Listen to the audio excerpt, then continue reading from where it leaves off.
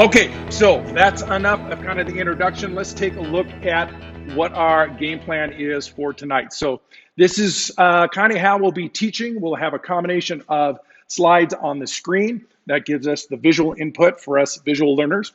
You've of course got audio in your ears, and then we're going to be switching to different camera views that allows us to zoom in, look at things in different ways. We can even do this, which is top view, side view, and then front view. So we've got options. And as I've gone through the learning curve of trying to teach a hands-on project-based educational program with tools and three-dimensional things for you guys to see at home on your single dimension screen, multiple angles, it's been working well. So hopefully it will work well for us too. So here we go. Name of the class, of course, is Foundations. So this is going to be fairly fundamental, but we're going to be covering a lot of vocabulary and techniques and all the tools that are coming out in your kit. And so we're going to be looking at the tools and then how that applies to some basic woodworking projects. And the goal, of course, we will talk about here in a minute, but we're going to be going through May 27th. So that gives us 6 weeks, 2 times a week, 12 sessions. You guys ready? You're ready. CR is ready. Yeah, good. So nodding your head is good. Thumbs up are good. There you go. That was your first test. Good. Perfecto. Okay, so here is kind of our session outline. Always like to talk about where we're going first, and then we'll jump into the content. But number one, important, let's check in. Let's make sure we do a little bit of introductions so we kind of know who we are and what's going on. Number 2 on the list, we're going to look at our course mission and our objectives. There is a ton that we are going to be learning, and it's important for us at the front end to get a good grasp on our start to finish. So we call those learning objectives, right, Shanna? Yep. So all is good there. We're going to be looking and starting to explore our toolkit. So if you have those nearby, I hope you do. And if you're like me with tools, it's like Christmas every time. And so your discipline, if you haven't dug into those tools yet, congratulations. You're well above average. I can't stand it, and I would have those tools out and doing stuff with them. So I hope we're good there, but we're going to explore that a little bit so we know where we're at, and then it's officially open, and now it's free game. And then number 4, we want to take a look and talk about our work area and how we're specifically going to set that up. So that we get our safety issues covered, we get good lighting so I can see what you're doing, and then you'll have between now and Thursday's class to kind of brainstorm and figure out how you're going to set up your work area and so forth. And if all goes well, we will be done right around 7 o'clock. And so let's keep on cooking. Okay, so here we go. A few check-in questions. You're going to get tired of me saying this. Hey, can you hear me and can you see me? Can you hear me and see me? Because often during the call, I'm monitoring kind of who's participating, and all of a sudden, I don't know, your video drops out, but your audio's still here. Okay, Zoom and your connections, wherever you're at on the planet, what's your bandwidth? They throttle it up and down. We look good at the beginning, but before we know it, hey, I lose video and now I can't see what you're doing. So if at any point I can't see you, or you can't hear me, that's the red flag. Hey, interrupt. Okay, so far we got thumbs up, see me, hear me. For those of you that took kind of the pre-class assessment, there's the big education word. Thank you, thank you, thank you. That is sitting right there in our Google Classroom as an assignment. So here we go. If you haven't been in school for a while, we're gonna start using like school lingo. I can't kind of switch out. It's all in my head now. So don't get upset. This isn't a graded course. There's the good thing. It's kind of a pass fail, which I always kind of like. Actually, there's no fail. We're just going to all have a fun time and build some cool stuff. But as a teacher, trying to get to know you, and oh, by the way, handing you tools that don't get scared, but can cut like fingers and hands and toes off. I need to kind of know where you're at so that I can adjust my teaching approaches so that we don't either reel back too far and we start talking about, you know, can we count to 10 and is there 12 inches in a foot? And, you know, I can take it all the way back if you want. But I'm hoping by reading your answers and some of your cool comments, that gets me in tune with where everybody is at. So if you haven't yet, between now and Thursday, please go ahead and finish that assessment. I download all your answers and it puts it in a cool little spreadsheet, and then I can kind of see where everybody's at. Totally good. Okay, number 3, the workplace, and we're going to be coming back to this in a little bit, but our goal here is to have a clear, safe place to work. Clear and safe. Okay, clear meaning I need some space. Okay, we can't do this, on our lap, sitting in our bedroom on our bed. Just let you know, high school students, that's kind of their MO. They're just like, whatever, can't we just, no. This isn't a sit down exercise when we're using power tools and even hand tools. We got to be standing and using our whole body and balance and so forth. So be thinking in your head where a clear, safe place is going to be for you. And we'll talk a little more about that, which leads to number 4, which is pro tip numero uno, and always, safety first and always. So I add the little always, and here's why.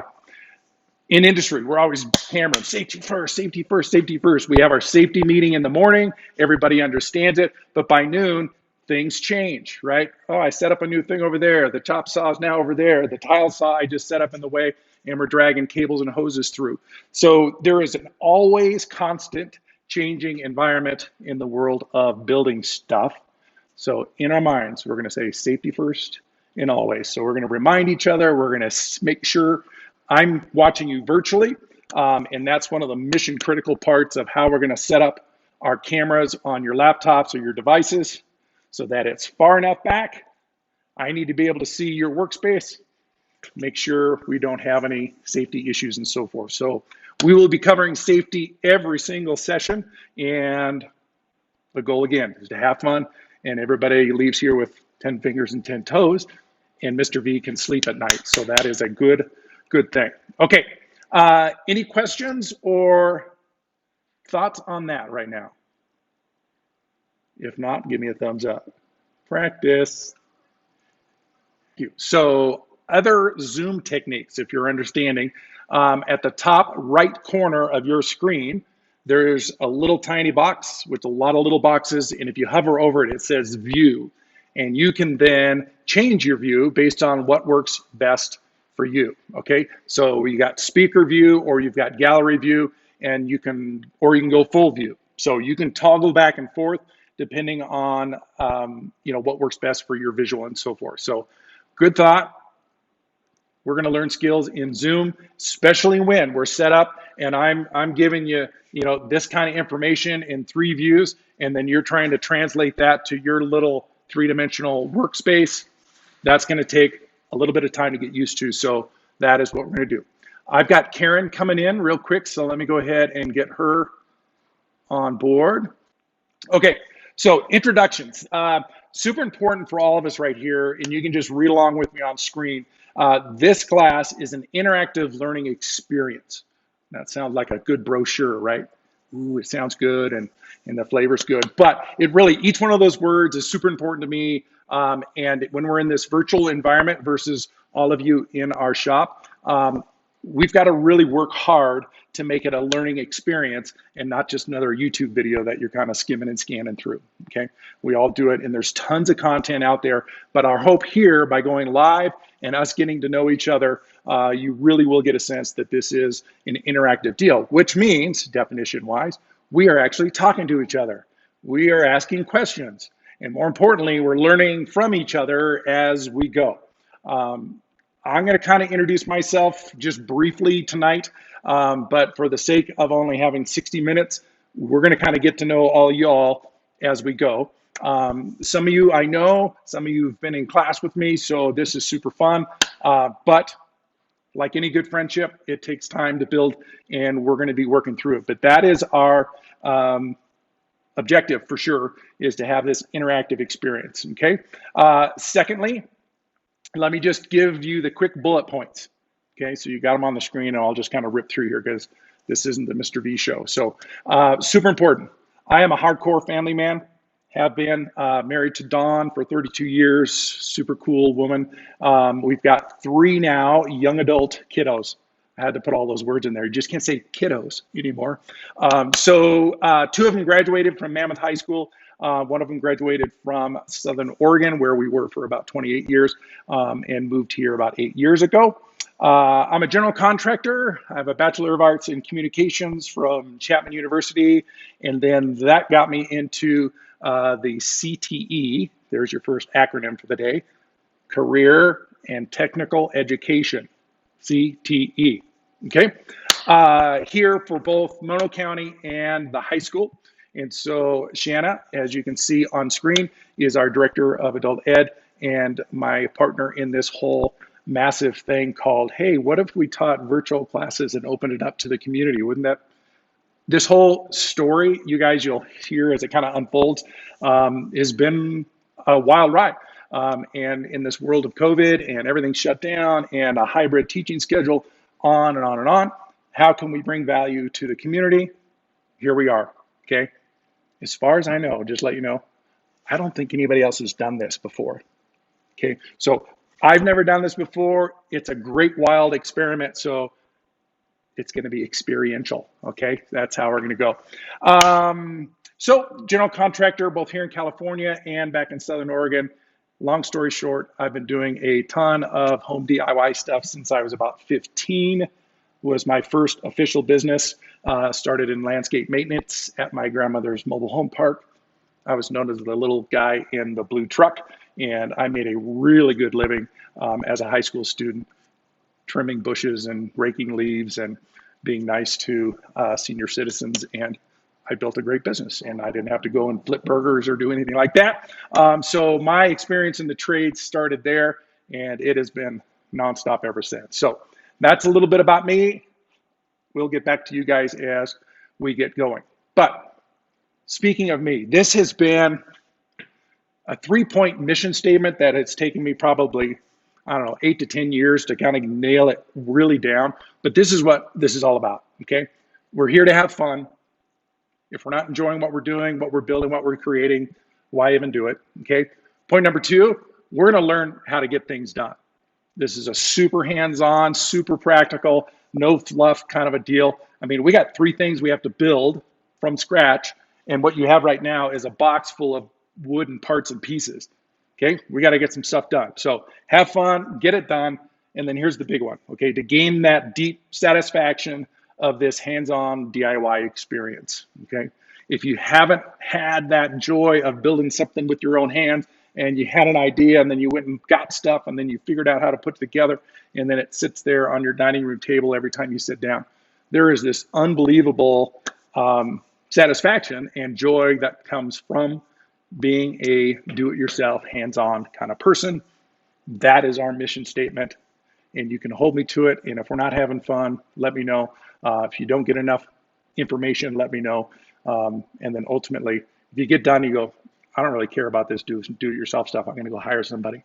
Well, at least you got through the class and we're in good shape. But you're here, you read the flyer, you've been talking. I am going to assume all of us want to improve our skills, learn some new things so that we can build bigger, better, and more interesting stuff. We're in the right place. Okay, so we have our mission statement. We've got our, one more here, go the right direction. Here we go. Primary objective, okay? There's multiple objectives, always. In fact, every one of these little projects, I specifically designed into the process that we build to get a lot of specific skills, all the way down to, hey, how do I pilot hole, countersink, and drive the screw just perfectly so it's nice and flush with the top surface so it looks pretty when I put it on my table. We're gonna learn that, okay? That's an objective. But the big picture objective is this: to build small wood projects while learning these fundamental skills. Now, we could have reversed it and said, let's learn some fundamental skills. Here we go. This is a screwdriver, and this is, and we start the process. That's kind of traditional educational approach. But hey, we're adults. We're coming after hours. We're putting extra effort into our lives to learn something. So we're gonna flip-flop it, and we're gonna build cool stuff, and then we're gonna learn as we build. So that was my theory. That's what I'm sticking with, because these fundamental skills then move you towards this DIY lifestyle of going, hey, if I can build these cool little bookends, I could probably build some floating shelves to put in my office because I got stuff on the floor and I don't like stuff on the floor, right? So this is that DIY mindset. Once you get the foundation in place and some basic tools and techniques, dude, Pinterest is our friend, right? I mean, there is so much input.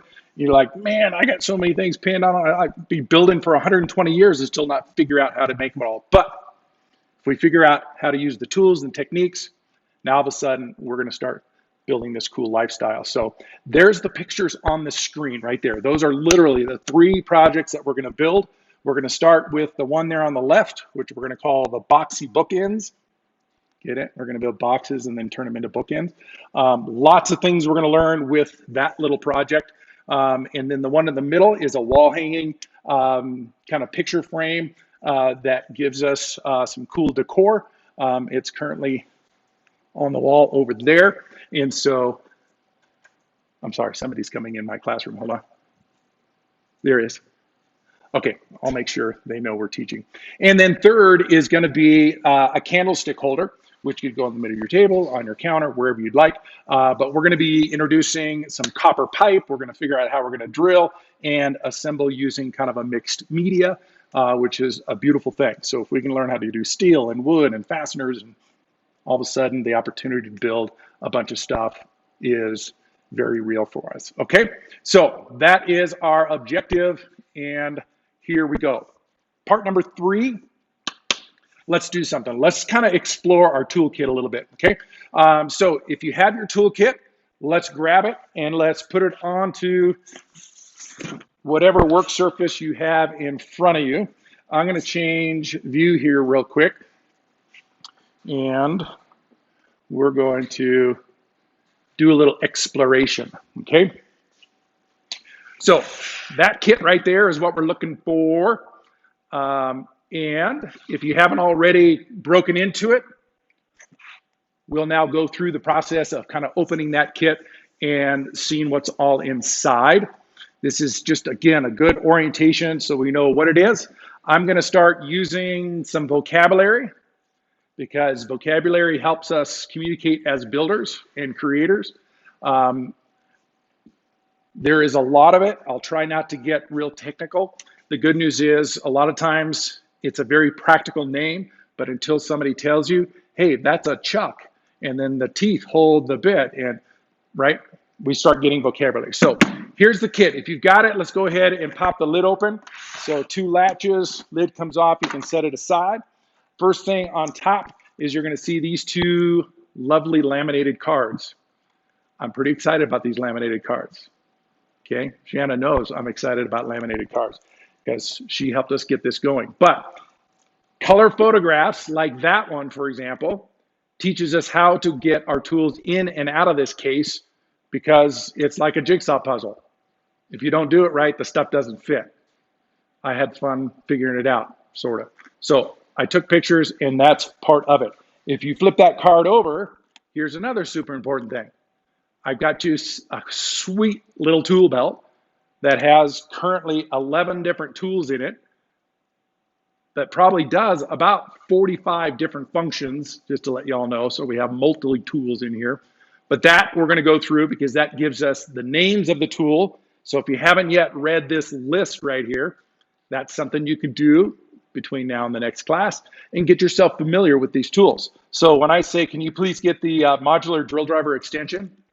You're going to go, huh? Or, hey, that's in position number 1 on my tool belt, and it's happens to be this little ditty right there. Okay, so that card is a huge help and will be part of our lives going in and out of our toolkit. The second card that you have in here is just a general reference card of everything that you've been given, both in this kit, in the cordless tools, and it's 2-sided. So if you ever want to see what it is, how it is, any more technical information on this little puppy, you just take your camera, you scan that, and it'll take you to a digital resource page. Bada bing, more information than you want to know. I happen to be a tool geek, and I'm super proud of that. I'm starting my own club if you want to join. And actually, it's tools and hardware geek, okay, because I like hardware.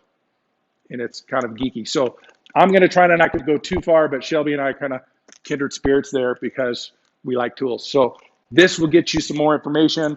Those two cards get you started. Okay, right on top, once you get through the card, you got two things, right? You've got your pouch, and then, holy cow, what are those things?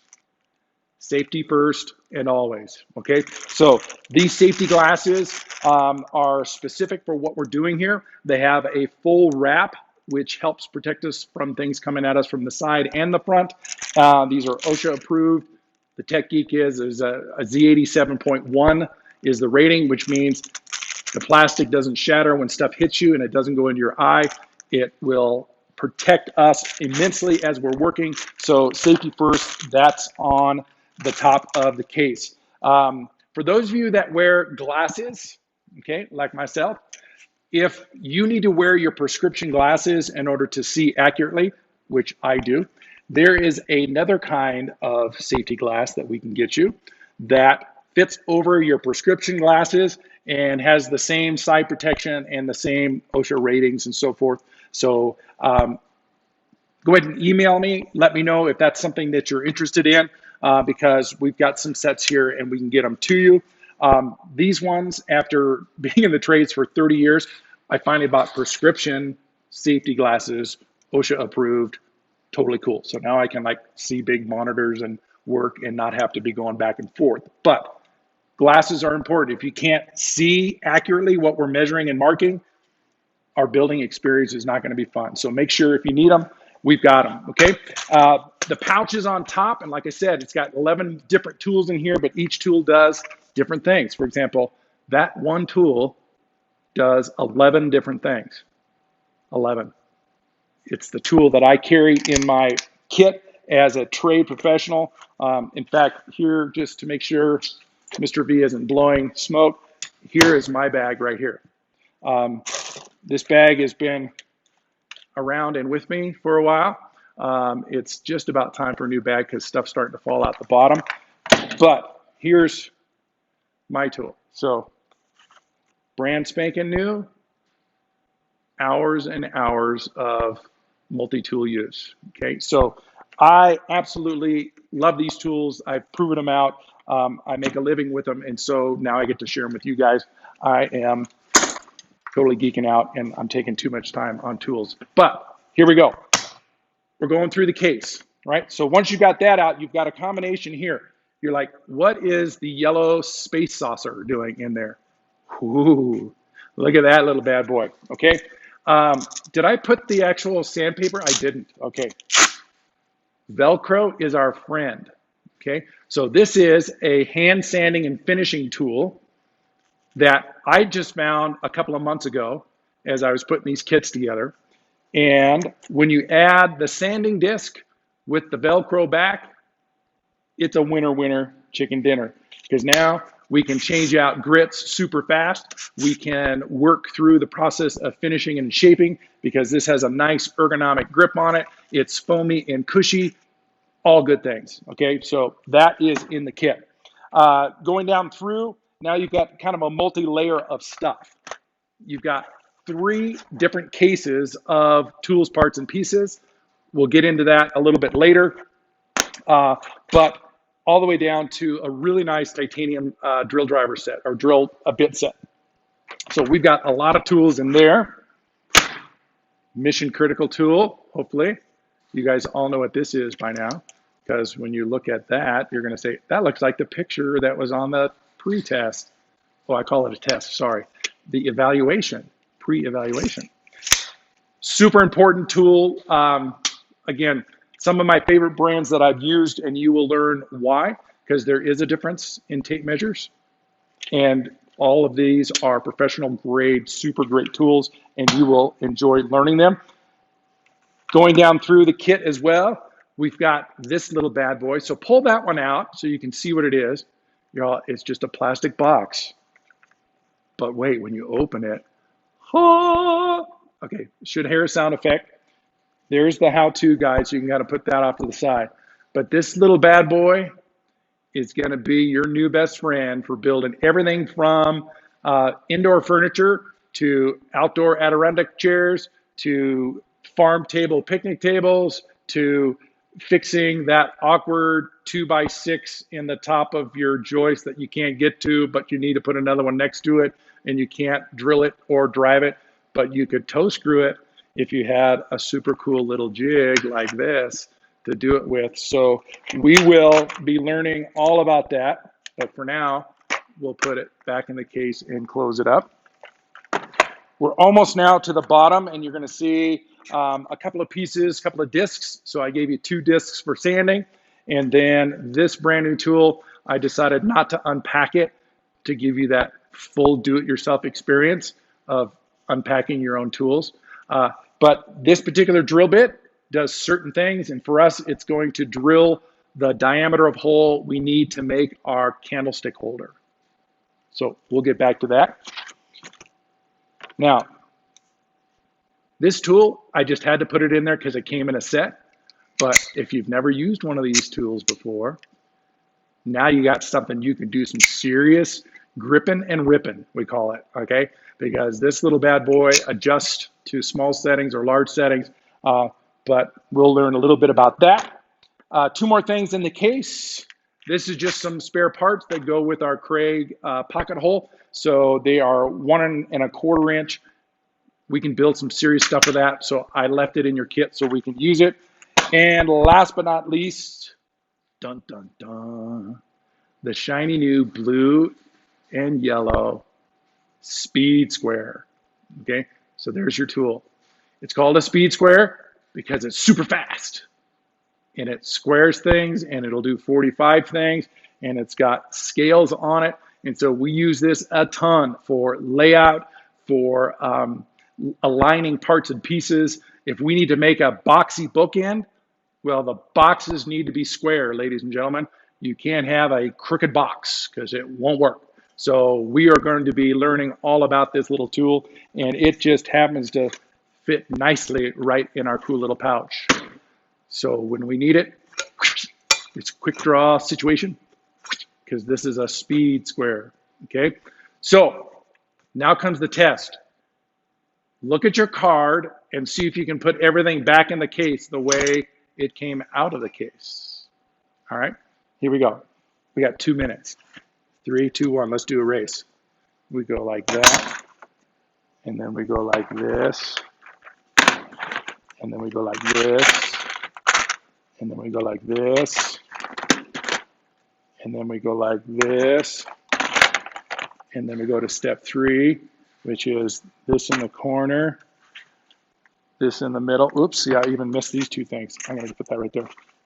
That goes there, and then our safety glasses go down on the right side, and then our 2 cards go back on top, and then we put the lid on top, and we lock the lid, and I'm done.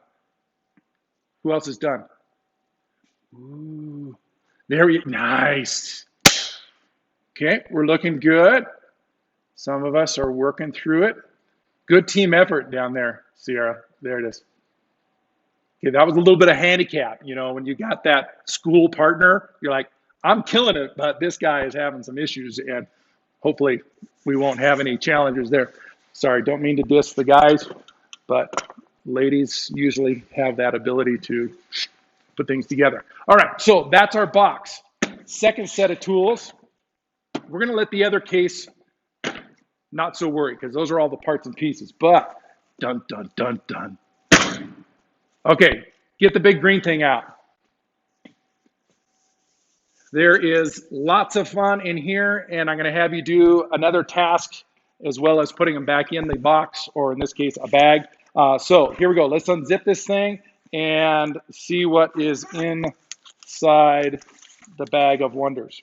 Okay. So down, well, depending on how you have it, go ahead and pull out the 3 clamps. Okay, so each one of you get 3 of these quick clamps, which if you have not used this tool before, it will now become one of your favorite best friends, because when you work by yourself, you have 2 hands and 2 feet.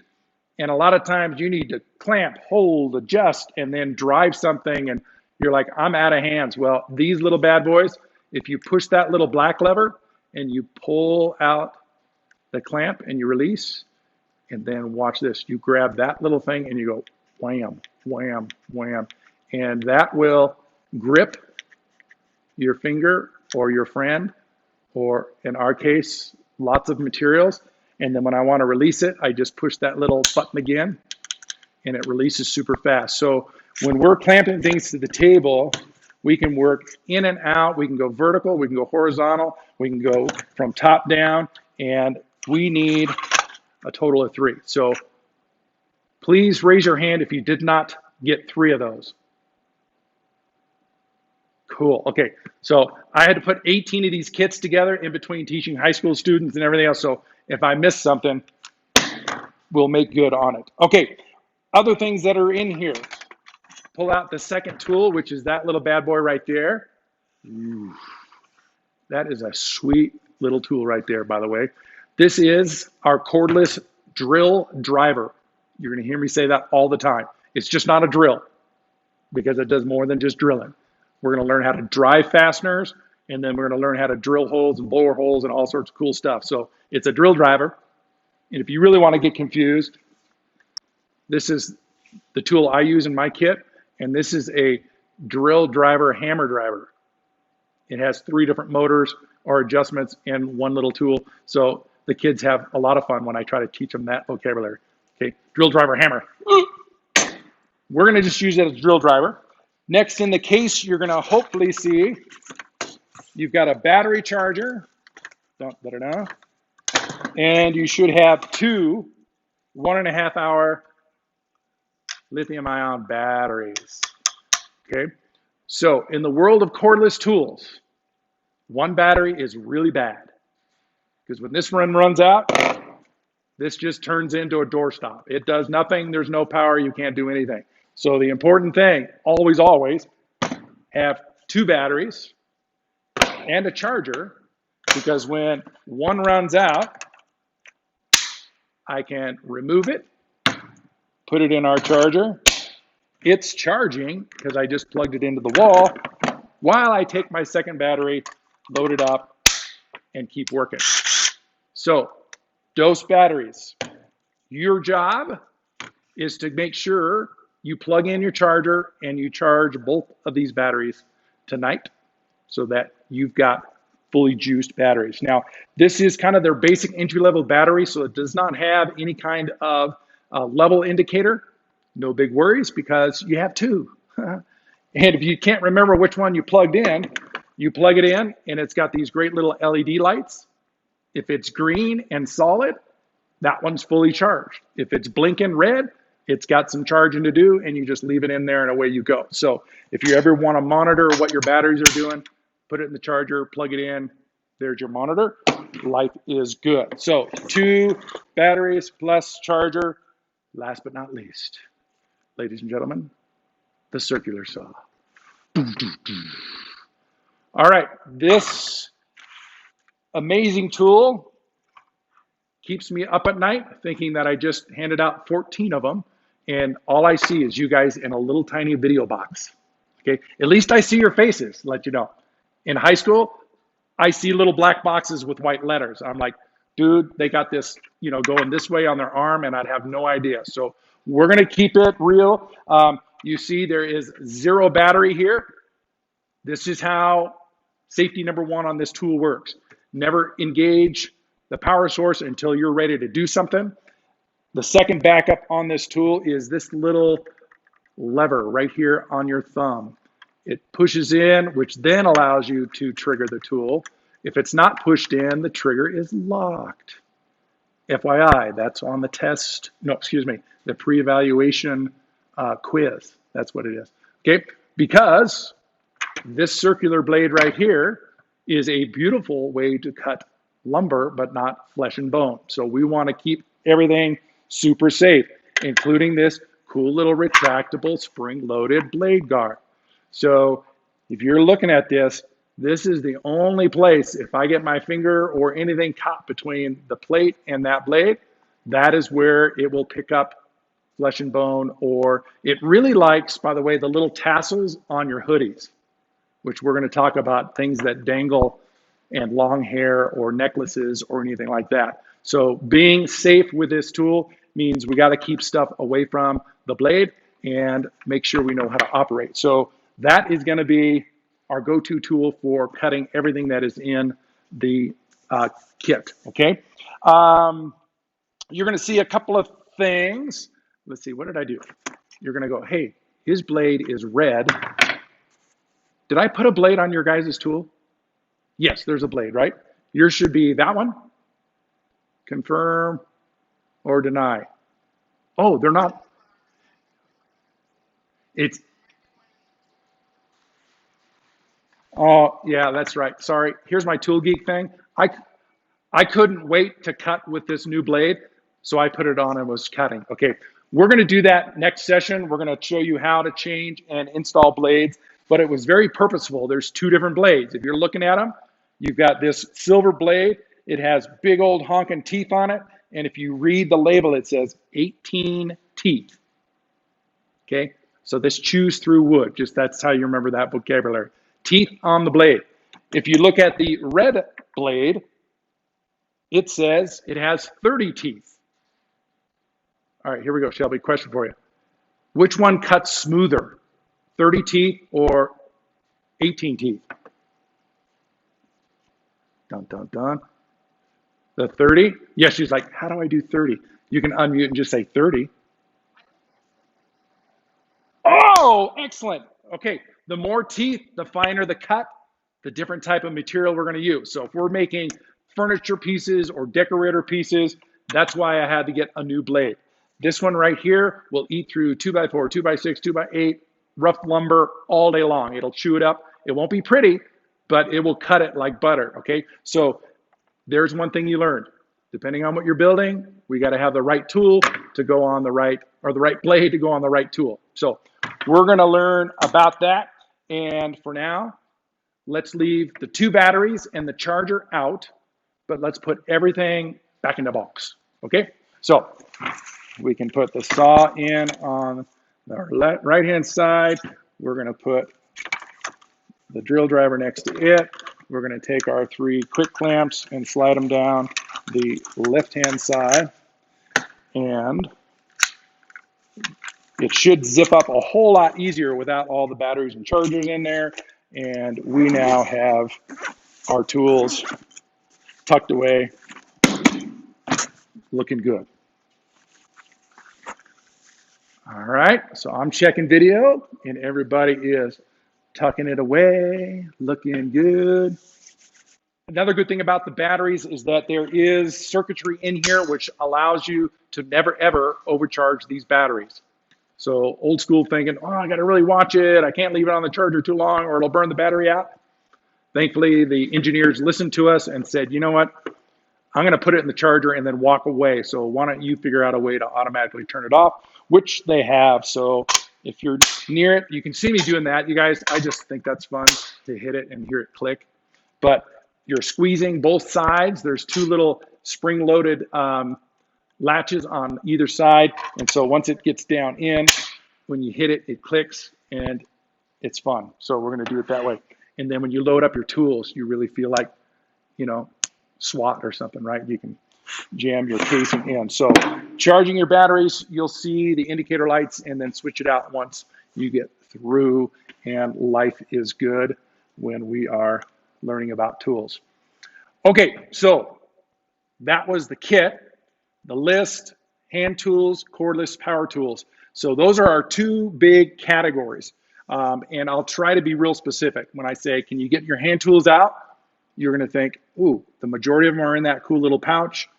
That's your tool belt. By the way, the tool belt itself has a belt clip on it. So if you're getting your work area set up, and like myself, I really like my tools. I'm a right-handed tool operator. So I put that bag right on my right hip and I can just grab and work, and it will hopefully become a new appendage for your life and you'll get super efficient. And like me, one of those days, somebody goes, hey, we want to borrow my tools. I go, no, I'm okay.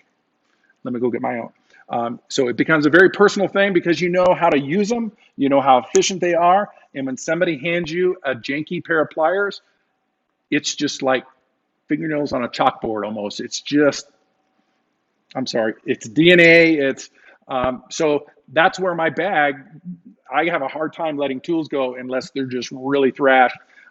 Because when you're got your head underneath the kitchen sink cabinet and you trying to do things blind and in the dark, and you go, where is my tool? You can either call it out and say, hey, Dawn, can you get me the pliers? It's the left-hand side, position 13.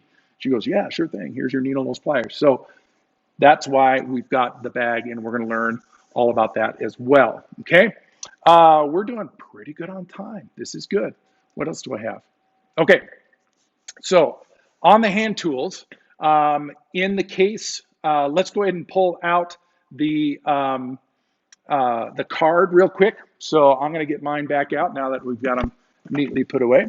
But I'm on to do a little work. We've got about another 8 to 10 minutes here. And so if we're looking at the back side of this cool little card, we're going to be taking a look at how we're organizing and then talking about some critical first tools that we're going to start to learn. Okay. Everything that is in here, you can see the list as it travels down. Arrows telling you what it is and then where it goes in the actual tool belt. Okay, so I'm not going to read it out loud, but you can see we go everything from the drill driver extension, the multi-screwdriver. The manufacturer made it do 9 things. I make it do 11 things because I've been using it so long, including a rubber mallet, and it could be a personal protection device too. You can take it anyway. But carpenter mechanical pencil, I mean, we've even thought of what type of pencil do we need in the application that we're doing. 1 minute, I'm cutting 2x6s for, I don't know, handrails. The next minute, I'm in my garage and I'm trying to make a boxy bookend. And I need a fine line. I need to be very specific, and that is the mechanical pencil side. So this little ditty does mechanical, it does rough. Oh, and by the way, it has an eraser, and it also has a pencil sharpener. So it's like a 4-in-1, super cool, fat pencil. It has a sharpener. Okay, maybe that's the challenge question. If you can, yeah, see? Okay, so maybe the challenge question is if you can find out where the eraser is in your tool, that'll be worth bonus points on Thursday. All the way down, we've got an amazing tool, number 7, you guys. We're going to be looking at that real specific. It's called a multi-mark tool. And just as you figured out, anytime you see the word multi in front of tool, you're going, this thing does more than this one thing. And that, again, as a solo trade professional, most of the time, I try to find tools that I don't have to put 5 things in my belt. But if I can find one tool that does 5 things, it's a winner. And that is what that tool is all about. We've got needle nose pliers, we've got diagonal cutters, and then we even have a click Sharpie. Did you guys see that little Sharpie?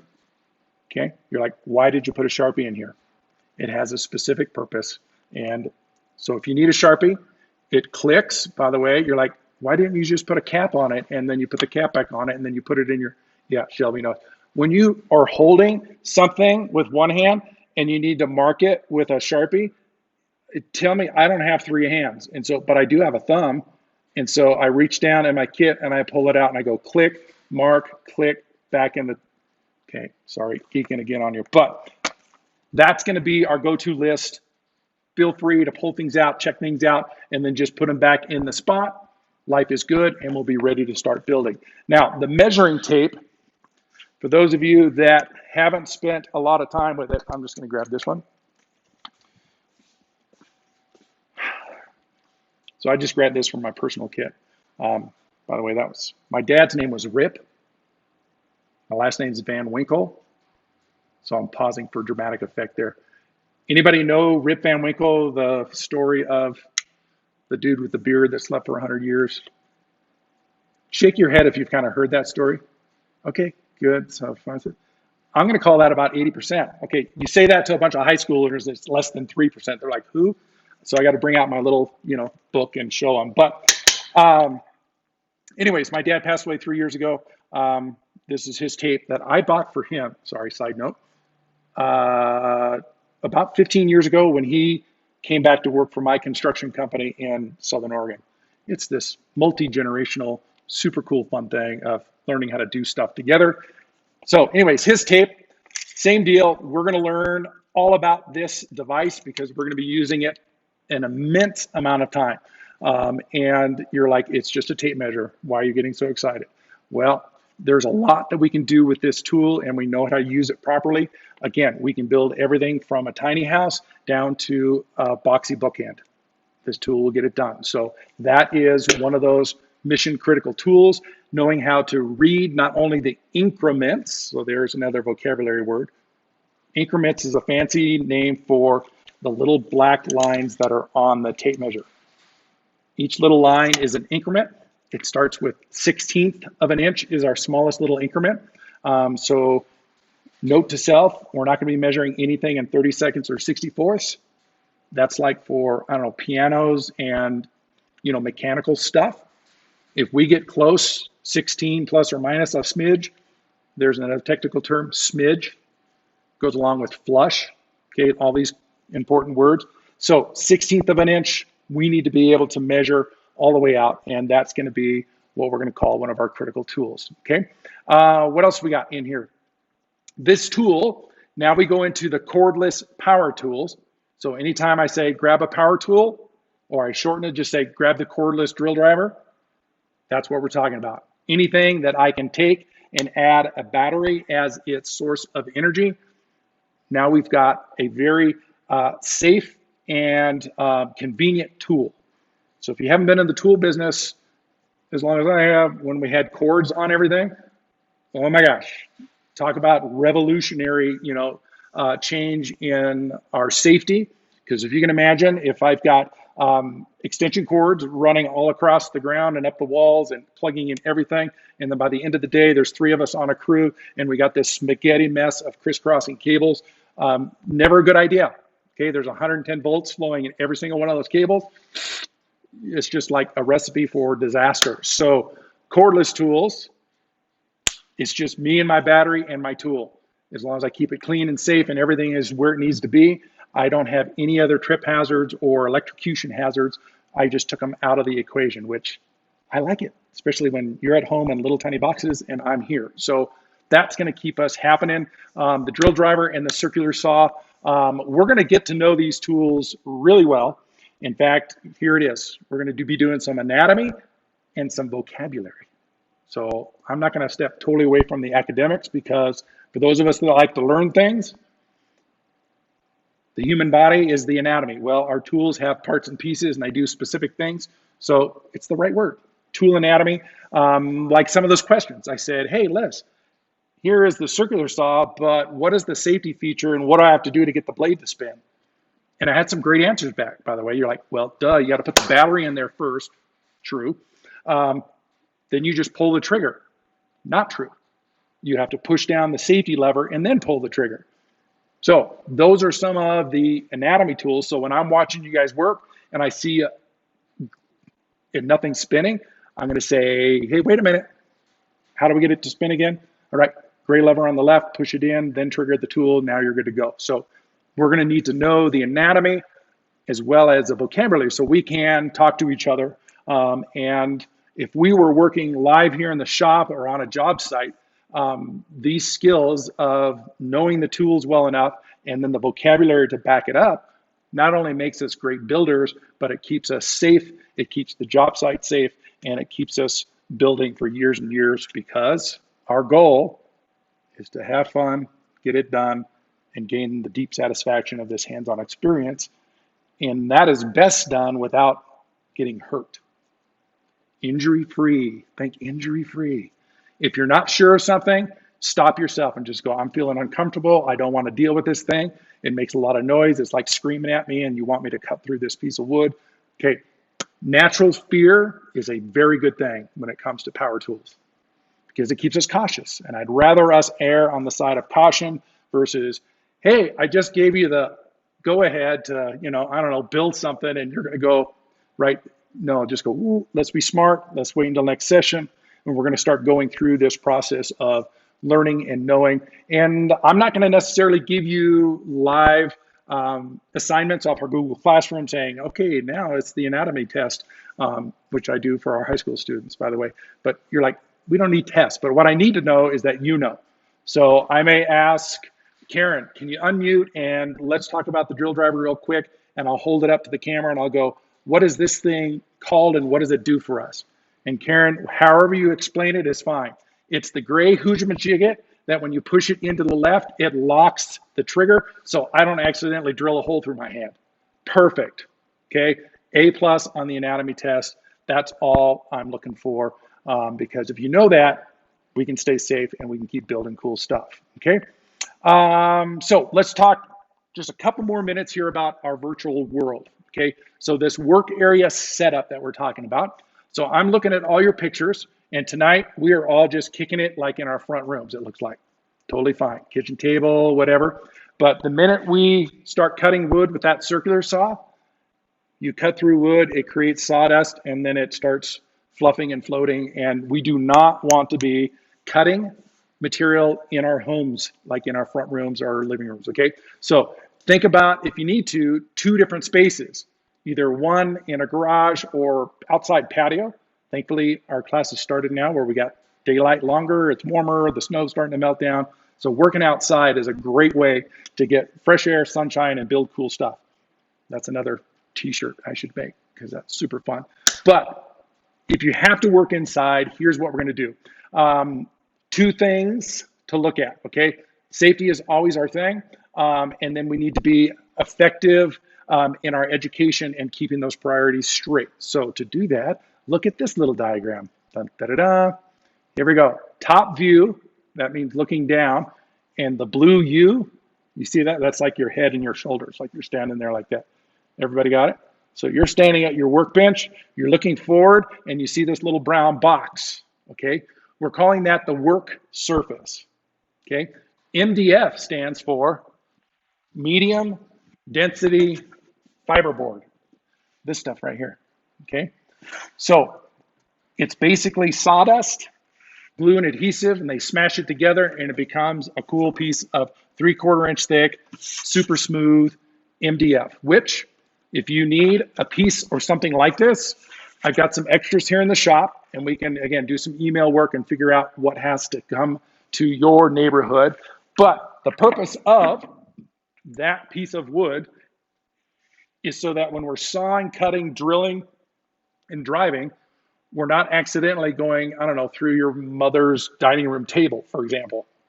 If that's your only work surface and you're like, I'm working at the dining table, we need to have, here's the word for you, a sacrificial piece of wood. That's literally what it's called. So we're going to sacrifice the MDF board so that we can cut and make cool stuff. But think about that. Work surface underneath, something on top, so we're drilling and cutting, it doesn't damage. The second thing up above the MDF is some kind of desk, table, counter, just not your lap, just not your little 18-inch nightstand.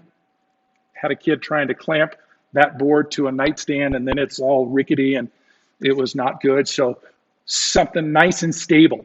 Now, if you've got any kind of workbench or one of those cool fold-up plastic tables, those work extremely good when you have your sacrificial piece of wood on top, because cutting through those plastic tables is never a good thing, and it will never be the same, just to let you know, because it's happened.